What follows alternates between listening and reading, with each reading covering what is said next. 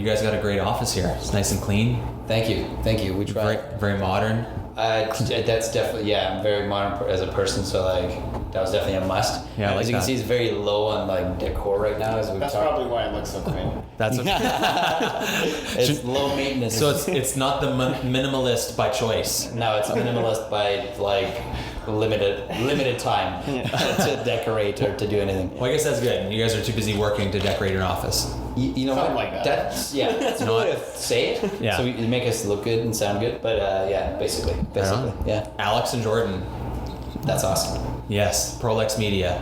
Well, there's a couple others behind the scenes. But Sorry. No, I hope I don't offend anybody. No, you wouldn't take it like that. No. Okay, well, Alex and Jordan, who are the co-hosts of the Prolex Media podcast, are now appearing on the Third Rule podcast. So everybody, welcome to this Double Trouble podcast squared episode.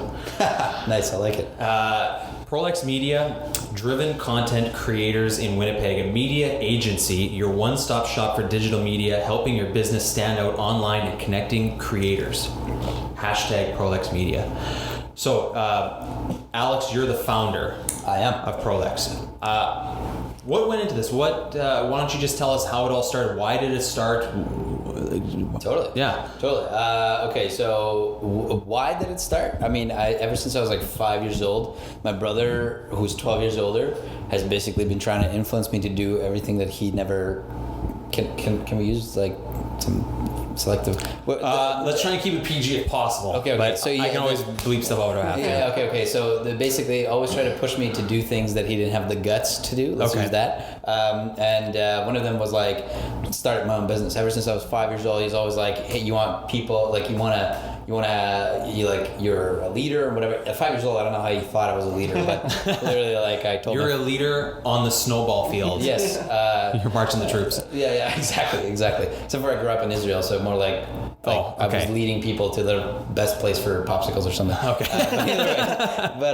So basically, like ever since I was a young age, like my brother's been trying to influence me to like start a business, and like in theory it sounded awesome, and I was like, great, I get to like put my ideas to life and whatever the business was, I didn't know what it was going to be. Okay. And then how the creative part of my business creative part of my life kind of started was I'm a big car guy since I was like 2 years old. My third word ever was Fiat. A terrible choice of vehicle, but that's just what happened.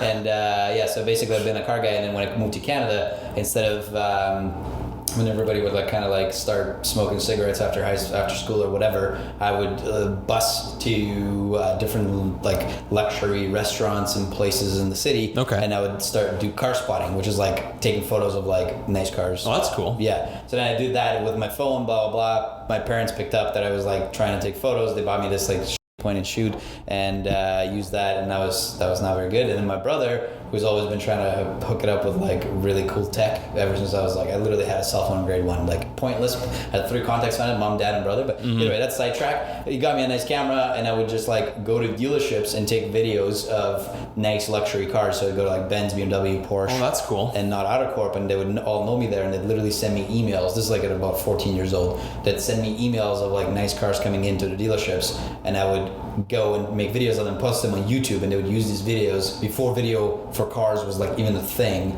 like barely a thing, and they would like use them to promote these vehicles, and I would just do it for free because it was fun, and I felt pretty special that they would just like invite me over. So I literally bus all over the city to do these. That's and cool. And one day Benz was like, hey, would you like to work for us and make us these videos? Mercedes-Benz Winnipeg. So I was like, holy crap, I get to combine the two things I love, cars and video, photo, and get paid for it? Hell yeah, I'm in. And I was like 15 and a half, couldn't legally work, so they're like, hey, wait till you're 16, come in. Worked there for 4 years, started their social media page before dealerships had social media at all, did all the content creation, blah, blah, blah, and through that just got heavy into creative industry. And then one day I was like, hey, I should help other businesses, not just one business, with creating creative content. Mm-hmm. So basically you followed what a lot of people say is where you work for free to showcase your talent, but you were just having fun. Yeah. I was having tons of fun.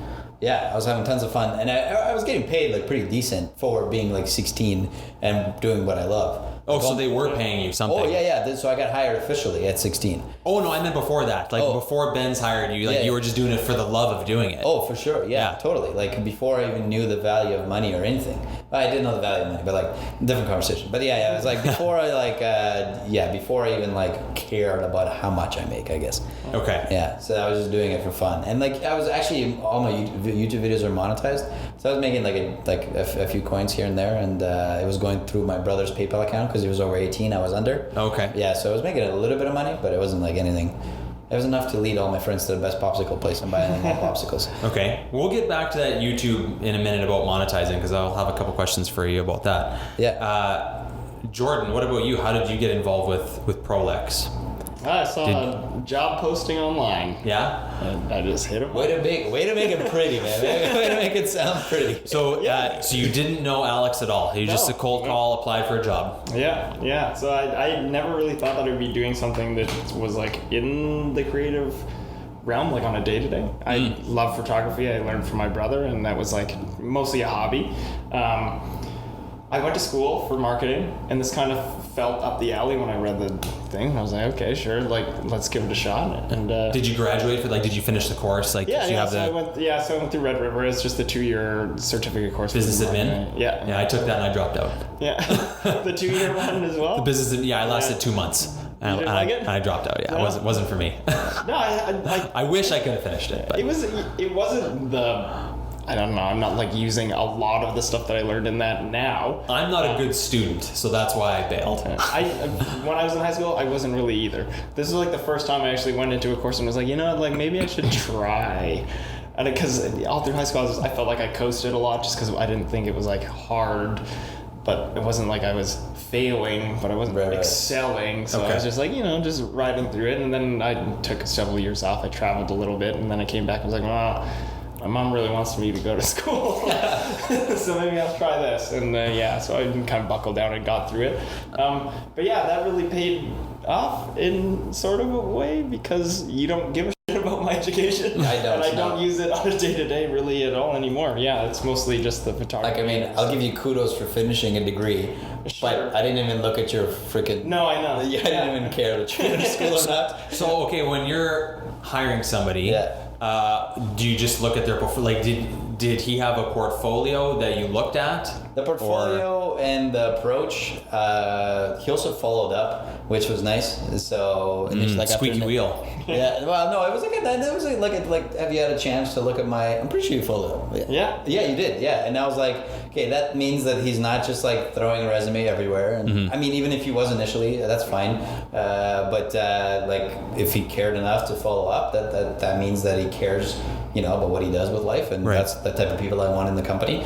Also, portfolio was really impressive. It was like stuff that was done very kind of like with like everyday house, the shoe throwing thing was like impressive. He did this like one shot I saw of these brand new Nike shoes that were like hovering in the air with shoelaces flying everywhere. Okay. And it was like really cool. It was just like super simple, like toss the shoe up or whatever. In theory, super simple, but like if you think about it, it's a really creative idea I never thought I saw. It's not simple to Not perform. simple. Yeah, and it was just creative, and that's kind of what I look for in people is creative, really genuinely good people, and I like to think that I'm really good at reading people most times. Like he hasn't found out I'm a serial killer. But we're still working on it. But and then when I went through the interview, it was like the fact that he brought his girlfriend to the coffee shop when I interviewed him, that showed that he was like really chill as a person, and I was like, sweet, like this is cool. Yeah, not like she sat in the interview, but they were like, we went for coffee and whatever, and then So, Jordan, did you apply for this job right out of school, like right out of Red River, or? No, I was still working. What the hell was it? You were at the jumping place. Yeah, but then I go on these bouts of a little bit of travel. It's been a couple years since I've been on another one, but I had quit my job actually. Oh, really? Yeah, so I quit my job and then I traveled for See, this is how much I didn't give about his resume. Like, two and a bit months I was gone. I was in Europe traveling, and then I came back, and then I didn't have a job actually. Oh, really? Okay. When I applied, So you're building up your portfolio like as you're traveling. Oh, yeah. So it was over a number of probably years you built up a portfolio. Yeah, sort of thing? yeah. Okay. Yeah, and it was a lot of the stuff too that is in my portfolio is a lot of just hobby stuff. It was just for fun. I'd never gone into like a lot of like commercial stuff. I've done some portrait sessions. I've done weddings with my brother from time to time, but that wasn't really a lot of the stuff that I'd pushed on the forefront of like my portfolio. Yeah, no, it's a lot of just the whatever personal stuff I was into is more what I was advertising. Yeah. Okay, so that's cool. So yeah, use your portfolio. Portfolio gets you in the door. What's some of the genres, or like what does Prolex offer? Anything and everything? Is there something you specialize? So we basically, like, in short form, content creation and distribution of it. Long form is specializing in photography, videography, social media management, web development and design, as well as graphic design for small and medium-sized businesses in Winnipeg. So you'll produce websites We for do. people. Okay. Yeah. So I didn't know that. Yeah. So we don't really push it because our main kind of like what we. Basically, we like to have fun at Prolex, and what we have most fun with, I find, as a team is like social media management and content creation in the form of photo and video. Mm-hmm. Websites is kind of like one thing we offer, and we usually just kind of like people, like businesses know we offer it, and usually if people need it, or if we're working with them, they'll get it done with us anyways. Like we're already working with them on something else. It's kind of like an add-on. It's not your bread and butter, but it's good to have. Yeah, and I think the reason the reason we actually do all these 5 core kind of services is because I find that a lot of like people that make decisions about these kind of things are the business owners or high level management. So like we want social media for our business, says business X over there, right? And then those people that are high level, like C-level management or owners, they usually don't have a lot of time, which means that if they can have all the services under one roof and not have to contact Joe, Jeff, and Jack about the 3 different things for their business, and they can just contact Alex, it's much easier for them. And this way we already have all the assets, we have all the photos, we have the logos, everything, right? And we can just like create it all for them. And it's nice to have everything in one, like in-house, have one person take care of everything. You're not like those companies, whether it be, whoever, like, we'll say Audi, because I know you work with them. They don't have to go to 5 different companies for 5 different things. Yeah. You can offer them everything. They know you, they trust you, they know what they're getting. Absolutely. Yeah. Absolutely. That was kind of the main idea. So that was the reasoning. You're valuable. Yeah. Well, that's kind of the value proposition, is that we can offer everything in-house, like all at the same, like, under one roof. Okay. Yeah, that's a very good idea. It's a very smart business plan. Were you always did you have any other jobs, or were you always just into the photography? Like you just went right into the videos for cars, or did you? So did you go to school for anything else, or? No. So I went to school for engineering for a year, and then because my dad and my grandpa were engineers, my grandpa has like 32 patents for random stuff. Oh wow! So he's like very inclined in that stuff. So obviously my parents were like, hey, the next Streltsov, that's my last name, go into engineering or whatever, and then I did that to kind of please my parents. And then like when springtime came, I lied to my parents. I know it sucks, but I told them that I basically wanted a year to figure out what I wanted to do, but I already had figured out what I wanted to do, and I started Prolex without telling them. And then basically I grinded away for a year working my day job at Ben's full-time instead of part-time which I was doing through school. And then in that year, every single evening and weekend, I would literally bust my ass work my butt off to asses is okay. Okay, sounds good. Yeah. Some of the heavier stuff. Okay, I'm trying to avoid that. Sounds good. So I would work my butt off to basically get the business off the ground and get as many clients as I could. Okay. So to answer your question, I did go to school, but nothing related. And then I've only ever had one job, which was Mercedes-Benz. So before that, I didn't work anywhere before that. So how old is Prolex? Like how long has it been? January 2016. So I guess it's almost 4 years. I guess, right? Yeah, 2020. January 2020 would be 4 years. Okay. Yeah. Congratulations. Thank you. Yeah, we're over the hump of most businesses failing. That's not real wood, but I guess that is true. What do they normally say? It's 3 businesses? years, Is it 3 years? 3 yeah, years, 80% of businesses, I think, right? Yeah. Not like I ever believe in any metrics. I think it's all about your own drive and passion. I think passion's big. Yeah. So. And how many people do you have working for you? So we have basically full-time, we have Jordan and Austin. Jordan's our social media manager, photographer, who's sitting right here. Austin's our videographer. He works in office Thursdays and Fridays, and then he works out of Pinawa Monday to Wednesday because he lives in Pinawa. Oh, so he's in the middle of moving here.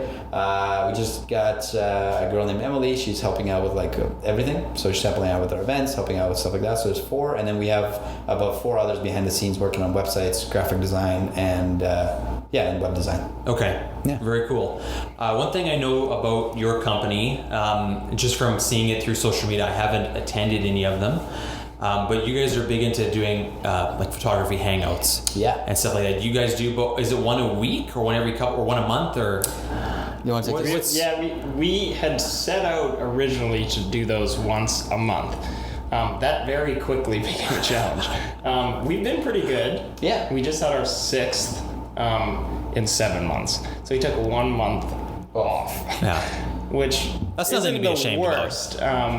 Yeah, and the thing is that I think like people don't realize how much work goes into It's a ton of work. putting an event together, and I don't think we realized how much. yeah. See, back to what we talked about in our podcast, version 1 of this one. Yeah, I guess. episode 1, go check it out. Prolex Podcast on Thanks. Spotify. Thank you. So the one thing we talked about is I totally forgot what I was going to. Sorry about the hangouts. About what you said is that we didn't realize how much action or how much work is needed, because I'm the type of person that's like, good idea, I believe in it, okay, what do we need? Let's go, boom, boom, boom, done. Like, let's go with it. And I think this guy gets frustrated with it sometimes, but that's okay. I mean, like, not frustrated, but it's just kind of like sometimes it can be overwhelming. But I think, so now that we've done a few, we kind of know what goes into them, and we can kind of like, plan for it better, I guess. So do you want to explain what photo hangouts are and the reason we do them? Yeah, so back in, was it December? Yeah, was December, our first one. Just before that, I had pitched the idea of putting together something so people who are into photography or just learning could have the opportunity to come out and shoot things that they just don't normally get to. And I know that it was a huge thing for me when I started with you, actually. I didn't shoot cars, I didn't shoot like commercial food, I didn't do any of this stuff. So then having that opportunity was like, one, very interesting for me as a photographer, getting to try these things. And it was a huge learning opportunity. So I wanted to be able to do that with the events for people that are starting up, just because I know when I was younger and was getting into it, I never had anything like that where I could go meet other people that I could learn with and shoot things that I just didn't get the chance to, and that's what I wanted to bring to the table. So December rolled around, we did our very first one. It was very simple. It was at a coffee shop. We had teamed up with them. They gave us free drinks and some food for the people to come and shoot and try and things like that. Product photography, basically. Yeah, okay. Pretty simple, and it wasn't like the biggest turnout. Maybe 12 or so people throughout the evening. But it felt good to just do it, like you said. Like, let's just put it together and see what happens. And then the second one, I think, was what really catapulted us into like having people be like, okay, you should be doing this. So we got basically a warehouse. 2 classic Porsches, like 80s and 90s, and we had 4 models dressed in far from ordinary clothing, which is a local hip-hop kind of street fashion clothing, and they were like, and then we had fog machines and these projector lights and everything, and we had like probably 30 photographers show up. That's a big turnout. Yeah, it was pretty crazy. So it was awesome, and that kind of created a splash, and then ever since and it was awesome to see people who had come to the very first one, some of those like stragglers that kind of hung out, and then show up to the next one, versus where they just parked at a coffee shop and they walked in, kind of mingled and did whatever, to then showing up to like a private warehouse. They had to go through a doorman who had to check them off on a list that led them into another room, and then they open this door and there's fog and there's lights and there's cars and music, and they're like, holy shit. Exactly. You guys went from just hanging out at a coffee shop and like just talking and taking a couple pictures to a like very organized, like a legit photo shoot. It was actually pretty cool. That's one thing I like admire about you guys with these is they're not just boring lame photo walks. They're really unique. I mean, I hope I don't offend anybody by that, but like I think photo walks are boring. I just like everyone's shooting the same building. I mean, it's just Right, and like, There's and just I've no been on ingenuity and to it. I've been on a bunch of photo walks too, and it can be fun. But you're right. There's Yeah. nothing. They're fun to a How many point. times do you go on? You go on the fifth one. You're like, oh, we're going to walk down. They're always the pyramid same. again. Well, not only that, but also it's stuff that's accessible by everybody at any time. Yes. People just True. may not know where to go, for example. Whereas this here, we literally use stuff that most people don't even, like, professional photographers don't get to shoot. Exactly, And we yeah. give this to, like, people of all levels. Yeah. And we also give our expertise. Not that we're saying that we're the best at what we do. We just share what we know, right? And then everybody mingles together, and, like, yeah, it's crazy, like, energy in there. Everybody's just, like, vibing about photography. It's super cool, yeah. Yeah, like that's what I appreciate about it is it's where else are you going to get to shoot exotic cars? Yeah, Or in like Winnipeg especially. yeah, or like when you did the Millennium Center in the old vaults, which like I've done a lot of shooting in that building. Yeah. Like it's a very unique space that people like you don't get to go in there. Yeah. Like Yeah. you need usually special clearance to go in there. Like it's very, or unless you're at an event and you're sneaking around. Yeah. Like that's a really cool space. So you guys really think outside the box. Like I really think that's cool. Every time we do it, though, it gets a little more stressful. Yeah, because we Now it's always have to keep it original. Now Yeah. what do we gotta do now? But I've been blessed with, like, a really creative brain. So usually we sit down for like 20 minutes and we figure out an idea, and then after that it's just And developing. that's when it really gets hard, because then you see the ideas and we're like, oh, okay, so we gotta figure out how to do this. So the next one would be in July, maybe. July for sure. July for sure. Okay. Yeah, It's yeah. kind of already. Yeah, we're Got gonna some launch plans it going? We should be launching it like today. Or, like, yesterday, but like it got we got again. So by the time you're listening to this, It's gonna be launched. It'll be launched. yeah. You'll know. The probably tickets will be gone. It'll be too late. It's limited actually. There's only 18 spots for this one. Yeah. Okay. And it's gonna be the most. It's gonna be the like totally different than anything else we've done. Like completely different. Do you know the date that it'll be taking place on? Are you able to say it's that? Well, that if we say. Or don't say anything if you don't want to. But like, no pressure. It's gonna be it's gonna be a 1.5 day event. Oh. Oh boy. Yeah, it's gonna be July 20th and 21st. believe The so. Saturday and the Sunday. Yes. Oh, Yes, man. that's already set in stone.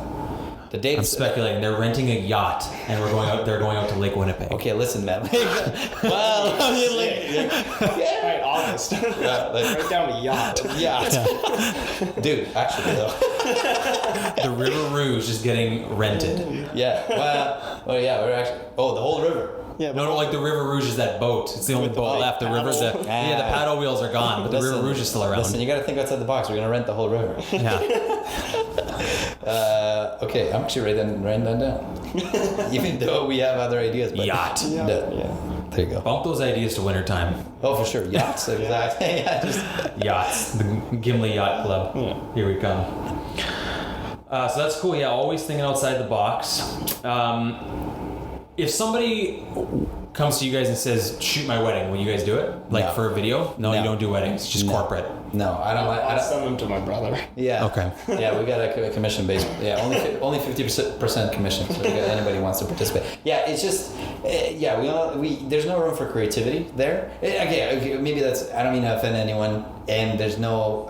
Maybe that's like a blanket statement. If you want to focus on one thing, you're like, that's what you focus on. That's what you're good at. I think that there's no. Sorry, that's the wrong way to say it. It's not that there's no room for creativity. I just think that there's not as much room for creativity. Yeah. So with like, say, a car or like food or whatever, you can kind of like capture it in different settings and capture it in different like action and stuff like that. Versus like usually weddings, they're very kind of. All the same, relatively. Again, I don't mean to offend anyone. I mean, like, relatively speaking, it's no kind of offense the same. taken. Yeah, it's kind of the same style, I guess. Ceremony, Yeah. pictures, reception, dinner, reception. You know what I mean? But then, Repeat. like, obviously the creative can, like, add their own flair to it, add drone, add coloring, add, like, little accessories or whatever, totally. Mm-hmm. But I think it's kind of, like, the same kind of structure, I guess, would be the right word to say. Okay. I used to do a lot of weddings with my brother, so I would follow him around and second shoot a lot of the time. And even last year, I think I did. Was it last year? I think I did 4 with him, which is like not an incredible amount. It's just he doesn't do it or doesn't pursue it either. He just like picks it up when someone We're asks talking him. about doing photos. For photos and video, Oh, yeah, he both, does. okay. Yeah, and I'm like they are fun sometimes, but then a lot of the time, just because my brother's price range for like his package, it's a lot of work and a lot of time commitment. What's your brother's name? Let's give him a plug here. Trevor Johnson. You can find him at I am Trevor on on Trevor Instagram. Down Instagram. He's got like 4 accounts. He's got his personal one. He's got a car one, a travel one. A serious business, 4 Holy accounts. smokes, yeah, Man, I can't don't barely know. keep up with 2. I've got like 8. It's kind of annoying. And all the passwords, you forgot the passwords for 7 of them, or? Oh my gosh, yeah. No, it's, Well, thankfully, I showed him a wonderful app. Keeps track of all your passwords. Yeah. So that's helpful. He definitely does. I think he does a great job. I don't necessarily think it's the market he should be in. And I think he believes the same thing. He had fun while he was doing it, but it's not really his thing anymore for weddings and stuff anymore. Yeah. So he does do it when someone, like, I guess, comes out of the way to ask him if he will do it, but it's not something he's like really diving into anymore. Okay. And so I noticed, just looking around the studio here, you guys, part of me wonders how you guys are like working together. You're like almost like the odd couple. One of you is pro Nikon and the other is Canon. But looking around the studio here, I know there's a lot of Canon cameras. So Listen, we no comment on Nikon. Let's move on. I'm just kidding. I'm just kidding. I think what Canon reminds me of is like iPhone versus Samsung. It's like Canon reminds me of iPhone, and I'm a big Apple fan, or like the Apple ecosystem, and not because of the ecosystem of Canon, but because the interface and like. I find that the menu is much simpler and it's like much more kind of user friendly. Yep. And all the buttons feel nicer and like everything. But then again, I can't say that I've shot more than like 3 photos that have been disgusted by Nikon. So I'm just kidding. I haven't used Nikon enough to comment on it. It's more like a friendly kind of thing that I make fun of them. It's not friendly. It's not. Well, so when Jordan's working, you're shooting on a Nikon. Yeah. Because he's using his personal camera because he prefers it.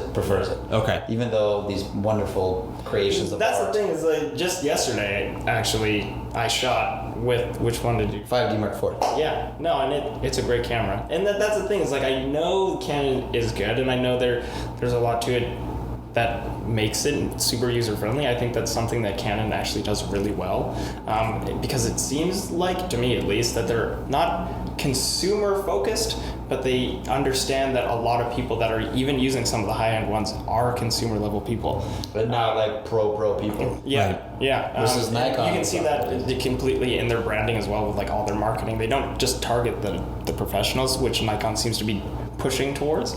But I've been shooting Nikon like my whole, I guess, photography career, just because my brother shot with him, and then I would like buy his old bodies when he'd upgrade. So then those were the ones that I was always with, and I've just gotten so used to that color profile, and I know it's not the biggest issue, but like it was something that I got so obsessed with in my post-processing was color, and like I've gotten so used to being able to tweak it now, and then being able to like when I do edit some of the photos that come out of the Canon, it's not that it's hard, but it's different. What are you using? Using Lightroom or? Yeah, with Lightroom, yeah. Okay. Yeah, I noticed there's so just for people who are listening, we got a good repertoire of instruments in here. We got the 5D Mark IV with is that the new 16 mil?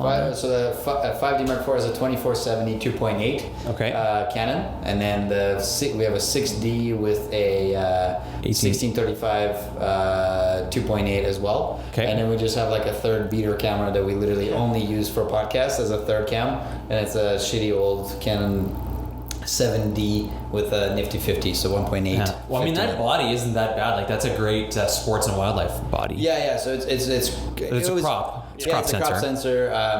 So for video, it's just not the best. Oh, okay. For video, yeah. It cuts at like 15 minutes, and the colors are kind of like way off compared to the new cameras. Right. Yeah. But for shooting, though, I mean, that's depending on what you want for photos. That thing, even though it's a crop, like what is it, like 10 frames a second or something on that? Oh man, I don't even. It's high. Like that thing for shooting wildlife, it's high frame rate per second. Yeah, I know. Like honestly, as I said in the first part of the podcast, or like the one we did, I guess, is I'm kind of out of shooting now. So like, more on I guess running the business side, right? Yeah. I know I'm jealous of the Manfrotto, the fluid heads. Yeah, those are nice. They're actually not that pricey, like relatively speaking. So we got 2 of those, the Manfrottos.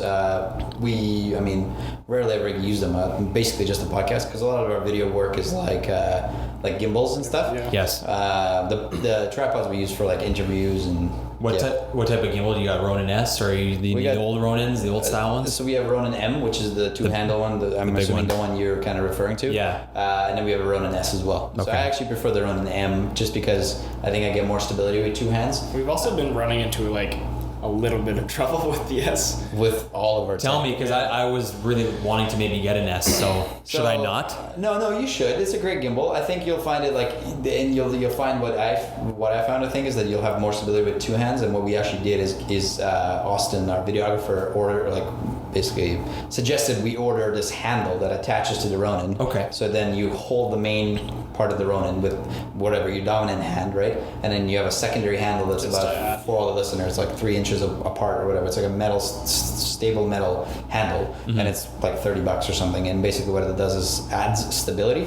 Now the problem that we've had with the Ronin, a lot of people have online, and it's that it just, when it's sitting there, it randomly starts rotating around its own axis without you wanting it to. Okay. And no matter how many times we reset it, it doesn't reset, which is like, so we've contacted Ronin or DJI. They basically gave us like this solution, didn't work, gave us a secondary solution, and it worked so far, but we haven't shot on it since it worked. So I've been just bringing so we've yet to shoot with the now secondary solution, but okay. Yeah.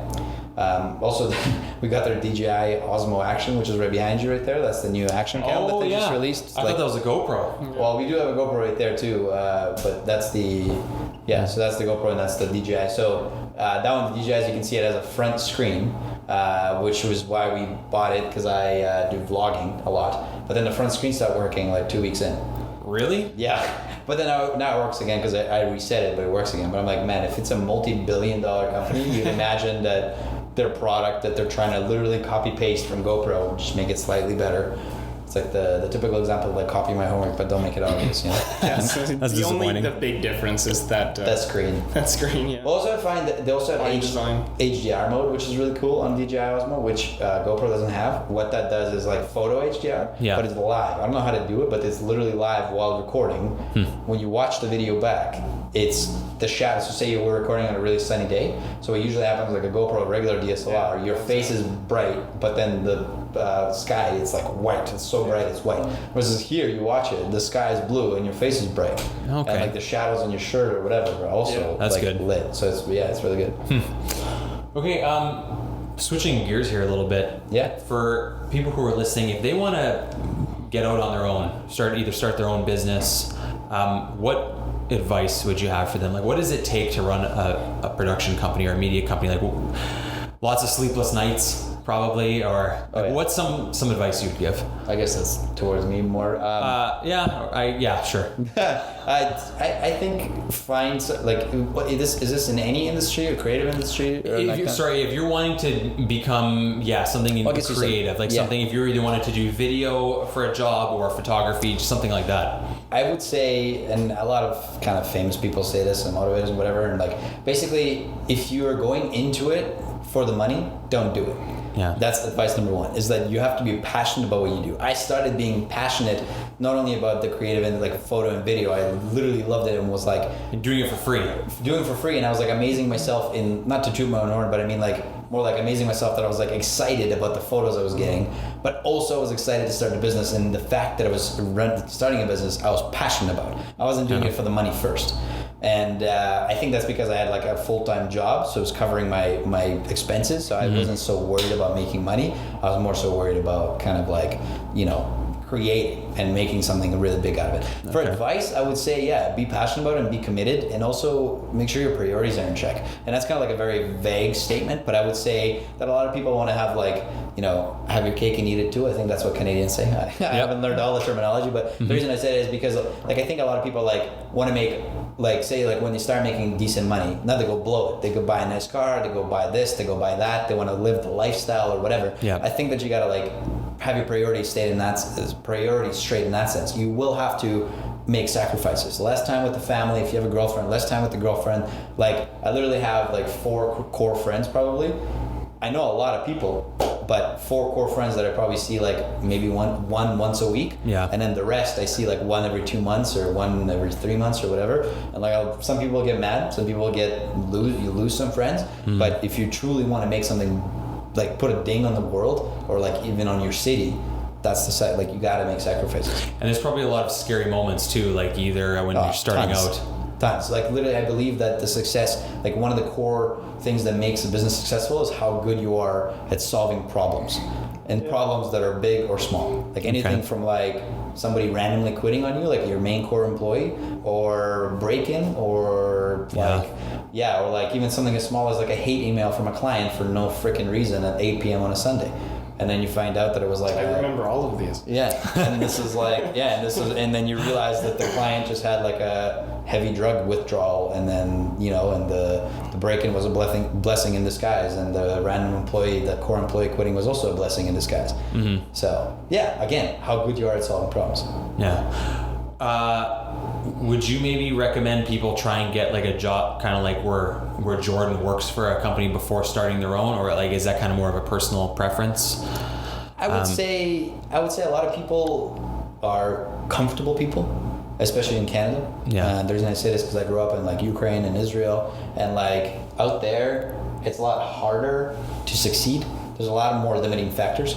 To answer your question, it's kind of a bad question, but no, it's okay. No, it's not a bad question. There's no question it's a bad question. I would say that it depends how good you are at reading yourself as a person. If you truly believe and tell yourself that no matter what happens, you'll persist through and can no matter the problems, no matter nothing, you will make it work, which was my mindset when I started. How good at persevering you are. Yeah, I would say then do it.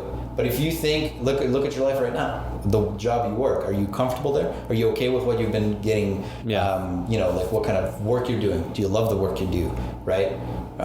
Stuff like that. And if you haven't had any change in your work in the last 2 years and you're okay with it, don't freaking go into business. Mm-hmm. But you're the type of person that constantly wants more out of life, constantly pushing, constantly new ideas, then yes, absolutely. Okay. Yeah, I'll give my perspective on that. Like working for a company, being able to do something that I am passionate about, and having the freedom to do the things and focus on the creativity is like without the stress, right? Like you said, you started off with it being your passion and shooting it all the time, and then having to transition out of that, where I'm still like wanting to continue to pursue that, and it takes a lot of the stress off my mind when I don't have to sit there chasing clients. I get handed projects that I get to work with, right? And that's something to think about. Like I had started businesses with my friends before, and it's a lot of stress and it's a lot of work. And being able to, I guess, not have to worry about like what the client or what the future client is going to look like, right? Like I get to solve the problem when it gets to me, but I don't have to chase anybody down. That's his job. And it is a personality thing, right? So if you're looking at it from you're starting into it and you want to like learn more, I think it's a great opportunity for someone to get into something and really see what it's like to work in that industry before really diving head onto it.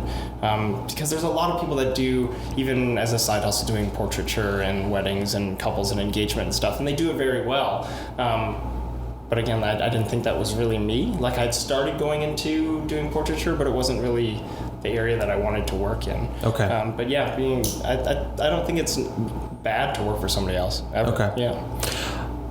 Yeah, I think it's also, like, to add to that, I think it's also the vibe you have within the company. If it feels like a 9 to 5, you wake up, you dread waking up, you're not excited about what you're going to work on today, then you have the wrong job. Yeah.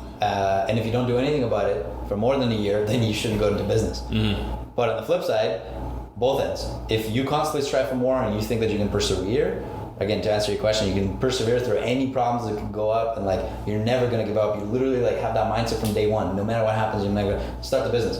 But if you're not ready for that, but you do love your job every day, you wake up and you're like, hey, great, we're working something new, we're doing this, we're doing that, whatever, then keep working for somebody. Why change? Right? And I think that's one of the things that I like about Prolex that I've kind of like enforced, I guess, here, is that we have such a wide variety of things that we do. So not only the client projects, but also like the Prolex stuff. Yeah. So I know on I can't remember if it was either on your social media or if it was in one of your podcasts, you're talking about if you could shoot anything or if you had any unlimited budget. Yeah. Was that a podcast? That was a podcast. Yeah. Okay. What's your answers? Like if you could shoot for any brand, if you could have any brand you wanted, or if you could shoot anything, like what would you guys do? Would it be individual or like Jordan first? Sure. Would it be for work or yourself? I feel like this in the past year, this answer has changed a lot. Okay, like that's last interesting. year, it would have been a lot of just traveling and shooting whatever was out there, even though that's super overdone now. But now, no, I've had a lot of fun shooting with vehicles and cars and things like that, and I'm just scratching the surface in that world now. But I definitely want to see where I could push that with like bigger budgets and sets and being able to, I'm like obviously shoot with like luxury cars, but on like closed courses and like going getting to in Dubai things. on the track. That'd be incredible. To see something on that level. I think that would be really, really cool. Okay. Yeah. How about yourself, Alex? I would agree. I would say, like, I'm a big car nut, as it's pretty obvious, because either way. Yeah, and I would say that I would, big production car commercial. And I would say, like, stuff that tells a story, and not just like I would say, like, I try to push our limit of creativity, or not a limit, I guess the box of creativity that the world puts us in, especially Winnipeg being like a smaller city, puts you kind of like in a creativity box with the clients, because, you know, clients just want like we talk about this all the time. Say like we got like the iPhone. Clients in Winnipeg, because of limited budgets and limited amount of videos that we can do, or due to budgets, is like do a commercial about the iPhone, about everything about the iPhone in one commercial. Yeah. Versus what we like to do, and we always like try to do, is like we talked about in the first podcast again, like doing something about a specific kind of feature or whatever of an item. So I would say, like, we again go to Dubai on the track, do a crazy video about a single car, like a single feature of a car. I don't know. So you're both cars. It would both be cars, like a car brand or something, yeah? Yeah. The thing that I like, what you mentioned with storytelling is another thing too that I try to bring, even with photos over video. But if it were to be like a video or commercial shoot, I'd love to have more storytelling involved. A lot of the stuff that we've worked on, like you said, is like they try to sell as much as they can in that commercial. It's more so like a promotional thing, not so much like a branding sort of idea to a commercial, which would be really nice to be able to step back and kind of do something with more of a narrative and something more creative and like free than a like, hey, come down this day. We're selling whatever. That really is limiting when you're trying to be creative. Agreed. Right on. Yeah. Cool. Well, I don't have any more in-depth questions. I think now before we wrap it up, I'll get to each podcast I try and ask the guest. In this case, will be two of you. Just some random kind of questions. So far, they're the same questions for each episode. So just kind of, you don't have to give much thought to this, or you can if you want. What's the most, and I've only asked this to one other person, but I'm going to ask it to you guys. What's the most exotic place you've lost or damaged gear in? Your answer is like, Lost or damaged? I've been pretty lucky with my gear in foreign countries. Mm-hmm. Even me and my brother went to Europe together as well, and we had been fairly lucky. There is one thing that comes to mind though. I was on a train between Amsterdam and Hamburg, Germany. Sounds amazing. So first of all. Amsterdam, super liberal country when it comes to weed. Germany, not so much. Yeah. So they definitely got a call for 3 backpacking young men that were coming from Amsterdam to Hamburg. So when we were at a train station between stops, we actually got detained by police. What? So this guy comes up to us and he grabs my brother by the arm and he's like, sir, you need to come with us. And we thought he was trying to sell us something, so we were like, no, thank you. And we tried to walk away. That's when more of them came. And we were like, oh, this is like a real thing. So then they ended up grabbing us and they led us to a police station, which we were like, I still don't think this is legit. I think we're getting robbed. But anyways, they bring us into this police station and they said something about we had gotten a call about 3 men on the train that we had to search your bags for narcotics or something. And we're like, sure, but be very careful. All of our stuff is we're photographers. We're traveling with a lot of expensive gear, but I don't think they were really listening yet. So they start grabbing our bags and dumping them out on the tables, and our stuff is falling out. And then as soon as they start seeing lenses and bodies, they're like, oh, I don't think these are the right people. But my most favorite thing about this story is as we're getting searched, we're like literally hands on the wall getting frisked. This guy comes in, a huge, like probably 6'5" German guy, full gear. He comes in, everyone stops what they're doing, even us nervously look over at him. And he laughs with a big smile on his face, goes, "Welcome to Germany," which is like the most, it couldn't have been more perfect. That's amazing. Yeah, and they all laughed. We laughed super nervously. Like, thank you. I guess this is funny. Yeah, and but as soon as they saw our gear, they started apologizing. They're like, "Oh no, we got the wrong guys." Like, and they were like, gave our bags back. They're like, "Maybe you should deal with it," right? And that's the closest I think we've been to like really damaging anything. That's a good story. But yeah, no, That is the bar high. I freaking damaged the camera on like a farm in Manitoba, but like that's about it. Okay. Yeah. Like I've been pretty lucky too. Well, actually, no, I haven't been lucky with. I've had a lot of gear break, like decent amount, but none of it in exotic places. Okay. Just like random, yeah. Okay. This next question is a little bit simpler. Pie or cake? Pie. Cake. Okay. I had pie today. I grew up with cake. We didn't have pie in Israel, so yeah. Okay. What type of cake? Oh man, It's not an auxiliary question. like I would literally take a cake and then Apple. like in my face a chocolate cake. Chocolate cake? I Okay. just love like flaky chocolate cake. But what I mean, Jesus. like, is there like You could buy Prolex like Media. a traditional like Israeli cake or something that like you were thinking of, or like something that's from Israel, or no? No, it was just like this like super flaky, airy chocolate cake. It's not like the dense kind. It's like the very airy one. Okay. I don't know how you explain what the terminology is. Yeah. But like, oh my god. And they would like, yeah, and I think they would like infuse it with cognac or something, which is why I probably liked it as a kid. Okay. Coke or Pepsi? Coke. Coke, yeah. Coke. I don't know. I think it's just like I always go with the best like cannons and apples. Okay. Okay. Yeah, okay. Mario Kart or Diddy Kong Racing? Mario Kart. I don't even know what Diddy Kong is. Okay. Yeah. I didn't grow up with that stuff. Okay. Movies or TV? Oh man. Work. Work. So none. You not a big entertainment I guy. literally like yeah. I basically Man, it really, to me, I think it depends. Some movies can kill it with 2 hours, and some of them should have done a TV series. Okay. Okay, so and then this is the last one.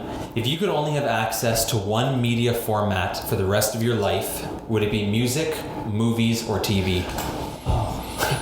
you're killing us, man. That's hard. That's hard. That's hard.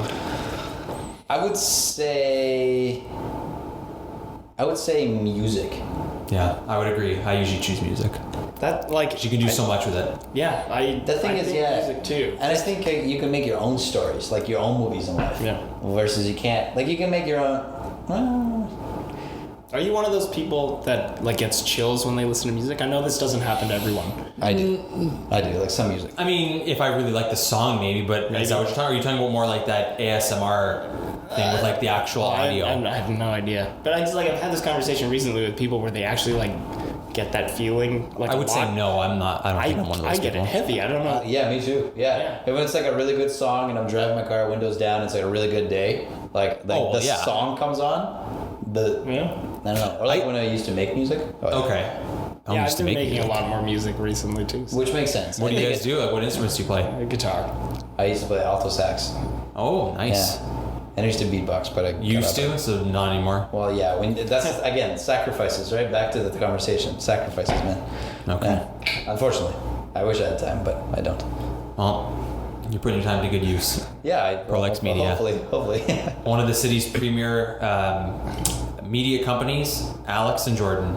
Thanks for, and instead of me saying thanks for coming in, thanks for having me come in today well, and sit in the thank you. big boy chair. Yeah. Thank you for coming. Actually, Yeah, yeah. thank you. Yeah. Corporate colors on the chairs too, if you haven't noticed. Thank you so much. I appreciate it. Thanks for willing to do this crossover episode of the Prolex Media Podcast with the Third Rule Podcast. Alex, Jordan, myself, Kyle. You can find us, where are my notes here, on Instagram at the Third Rule. That's with the number 3. So please give us a follow. Also, if you want to have time, subscribe to the podcast, whether it be on YouTube or Spotify or Apple, any of that fun stuff. Or again, like I've said before, if you're like me and sometimes you're really busy, then don't. I won't hold it against you. So please, and last thing, if you can, just tell one person about this podcast, and also one person about the Prolex Media podcast. Just one person, even whether you're standing at a bus stop or you're Tim Hortons or something, just one person that would go in helping all of us a long way. So thanks very much for your time, and everybody have a great day. This is coming to you not live, but recorded from a beautiful Confusion Corner in Osborne Village, Winnipeg. Thanks very much.